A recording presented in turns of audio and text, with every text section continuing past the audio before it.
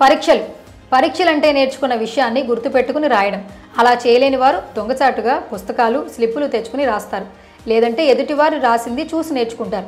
ఆ తరువాత కాపీయింగ్ నిబంధనలకు విరుద్ధం, అలాగే నేరంగాను పరిగణిస్తారు. అలాంటి చర్యలకు పాల్పడే విద్యార్థులపై చర్యలు కూడా తీసుకోవచ్చు. అయితే రెగ్యులర్ పరీక్ష విధానంపై చాలా విమర్శలున్నాయి. ఇది కేవలం విద్యార్థి జ్ఞాపక శక్తికి మాత్రమే పరీక్ష అని, ఆ విద్యార్థి విషయం ఎంత మేర అర్థమవుతుందో తెలిసే అవకాశం ఉందని నిపుణుల మాట. చాలా మంది విద్యార్థులు బట్టి మంచి మార్కులు, ర్యాంకులు తెచ్చుకుంటారు.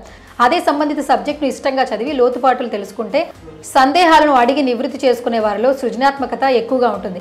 కేవలం జ్ఞాపక శక్తి మాత్రమే కొలమానంగా ఉన్న నేటి పరీక్షా విధానాన్ని మార్చి ఓపెన్ బుక్ ఎగ్జామ్ విధానాన్ని తీసుకొచ్చేందుకు central board of secondary education CBSE కసరత్తు చేస్తోంది. ఈ విధానంలో విద్యార్థులు అవగతం చేసుకున్న విషయ పరిజ్ఞానం, విశ్లేషణాత్మక సామర్థ్యం, సృజనాత్మకతను తెలుసుకునే అవకాశం ఉంటుందని సిబిఎస్ అంచనా వేస్తోంది. ఓపెన్ బుక్ ఎగ్జామ్ అంటే పుస్తకాలు చూసి పరీక్ష రాయడం. ఓపెన్ బుక్ ఎగ్జామ్ విధానంలో విద్యార్థులు పుస్తకాలు, నోట్బుక్స్, స్టడీ మెటీరియల్ను తీసుకుని పరీక్షా కేంద్రాలకు వెళ్ళొచ్చు. పరీక్ష రాసే సమయంలో వాటిని తిరిగేసి చూసుకోవచ్చు. చూసి పరీక్ష రాస్తే ఇక విద్యార్థి అసలు సామర్థ్యం ఎలా తెలుస్తుంది అన్న సందేహం ఎవరికైనా కలుగుతుంది. మనవాళ్ళు చూసి రాయటంలో నేర్పరులు.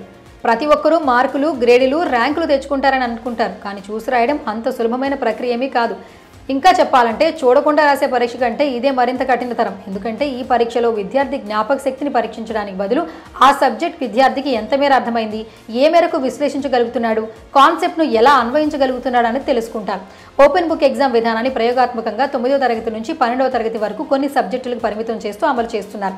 ఈ ఏడాది జూన్ నాటికి ఈ విధానాన్ని అందుబాటులోకి తీసుకురావాలని సిబిఎస్ఈ భావిస్తోంది. ఈ మేరకు ఢిల్లీ యూనివర్సిటీ సహాయం తీసుకుంది. ఎందుకంటే కోవిడ్-19 లాక్డౌన్ అనంతరం ఢిల్లీ యూనివర్సిటీ తొలిసారిగా ఆగస్టు 2020లో ఈ విధానాన్ని ప్రవేశపెట్టి అమలు చేస్తుంది. మార్చి 2022 వరకు ఈ విధానం కొనసాగినప్పటికీ ఆ తరువాత రెగ్యులర్ విధానంలో పరీక్ష నిర్వహిస్తున్నట్లు ఢిల్లీ యూనివర్సిటీ పరీక్షల విభాగం ఉన్నతాధికారి తెలిపారు.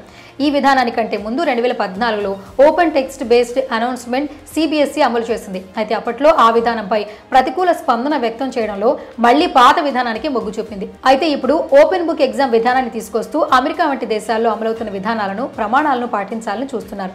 చూడాలి మరి ఇది ఎంతవరకు వర్కౌట్ అవుతుందో.